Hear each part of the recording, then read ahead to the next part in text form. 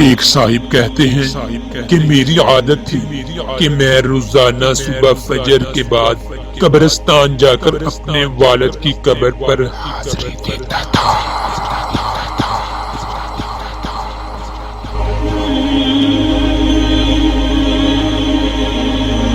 ایک روز جمعہ کے دن فجر کی نماز ادا کرنے کے بعد میں قبرستان گیا۔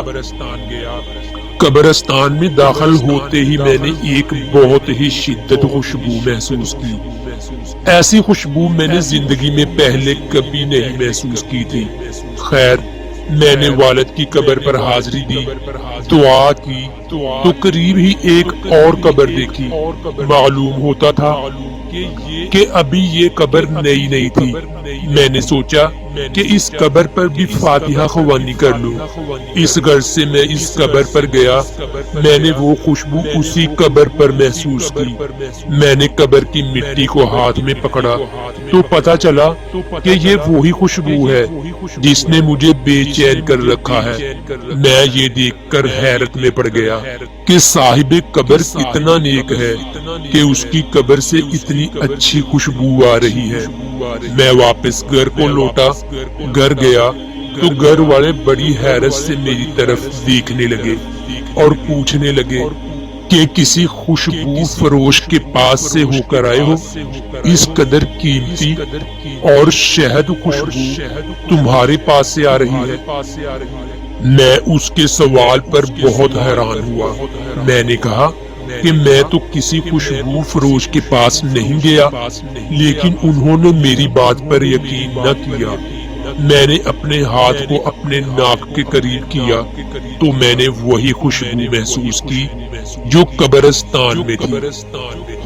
اس پر میں بہت حیران ہوا کہ کئی مرتبہ ہاتھ دھونے پر بھی وہ خوشبو میرے ہاتھ سے نہ گئی۔ اگلے روز پھر سے میں نہ چاہتے ہوئے بھی قبرستان چلا گیا۔ والد کی قبر پر حاضری دی اور بعد میں اس قبر کی طرف بڑھا۔ پھر سے وہی خوشبو آ رہی تھی۔ میں نے قبرستان میں قبر کھودنے والے سے پوچھا کہ یہ کس کی قبر ہے؟ اس نے بتایا کہ یہ ایک عورت کی قبر ہے۔ یہ سن کر میرے دل میں تڑپ اٹھی کہ میں جان کر ہی رہوں گا کہ اس عورت نے ایسا کیا عمل کیا ہے جو اس کی قبر اس قدر مہک رہی ہے۔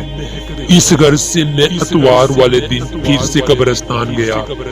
دیکھا کہ ایک بوڑھا آدمی اس قبر پر قرآن خوانی کر رہا تھا اور زاروں قطار رو رہا تھا۔ میں نے بھی والد کی قبر پر فاتحہ خوانی کی اور جب وہ بوڑھا آدمی جانے لگا تو میں نے انہیں روکا اور کہا اگر آپ برا نہ مانے تو ایک بات پوچھ سکتا ہوں؟ انہوں نے اجازت دی تو میں نے پوچھا کہ قبر کس کی ہے؟ کیونکہ آپ یہاں رو رہے تھے تو سوچا آپ سے دریافت کر لوں۔ انہوں نے مجھ سے پوچھا کہ تم کیوں پوچھ رہے ہو؟ میں نے خوشبو والی وجہ بتائی تو کہنے لگے کہ اس نے عمل ہی ایسا کیا ہے کہ اللہ کو وہ بہت پسند آیا۔ میں نے عرض کی کہ کیا میں وہی عمل جان سکتا ہوں کہ ایسا عمل کیا تھا کہ اس کی قبر اتنی خوشبودار ہو گئی؟ کہنے لگے کہ یہ میری بیوی کی قبر ہے۔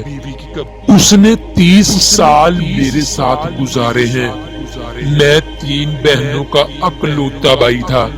امی اور ابو کو میری شادی کا بہت شوق تھا۔ جب میں کچھ کام کرنے لگا تو امی نے میری شادی اس سے کر دی۔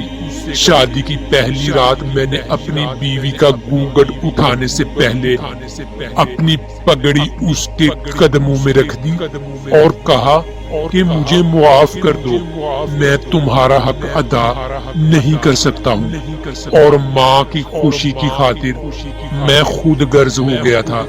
تمہاری خوشی کو نظر انداز کر دیا۔ غرض یہ کہ میں نے اسے صاف صاف کہہ دیا کہ میں نامرد ہوں، تمہاری خواہشات کو پورا نہیں کر سکتا۔ اگر تم چاہو تو مجھے چھوڑ کر جا سکتی ہو۔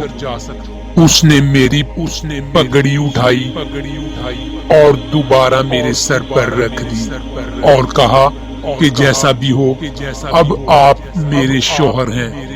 مجھے آپ ہر حال میں قبول ہیں۔ اس نے گھر والوں کی جلی کئی باتیں بھی سنی اور بانچ ہونے کے تانے بھی سنے، لیکن اس نے میرا پردہ رکھا۔ اس نے سب کچھ سننے کے باوجود مجھ سے کوئی گلہ شکوہ یا شکایت نہیں کی۔ یہ کہہ کر وہ زاروں قطار رونے لگا اور کہنے لگا کہ اس عورت کو کیوں نہ اللہ یہ مقام دیتا کہ اس نے سب کچھ سہنے کے باوجود میرا پردہ رکھا۔ ایسی عورت جو اپنے مرد کا پردہ رکھے اور اس کا ساتھ دے، اس کی قدر کرے، تو پھر ایسی عورت کا آخرت میں بہت اونچا مقام